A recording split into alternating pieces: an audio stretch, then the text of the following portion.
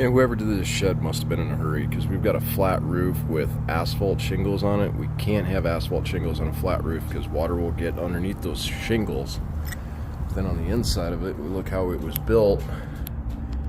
Heck, most of these nails don't even touch anything. Most of those nails up there completely missed their target.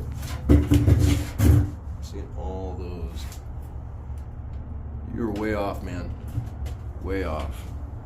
Then looking here, how it's tied into the fascia on the outside of the house, it's just toenailed in. We just got some toenails, so it'd be nice to have some brackets here to actually hold that board up so it's supported instead of just toenailed into that fascia board there. There's not much strength to that fascia board.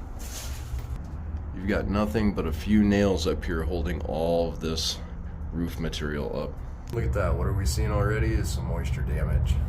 So this is moisture turning those nails black and then warping out that wood on the bottom a little bit. That's this corner right there.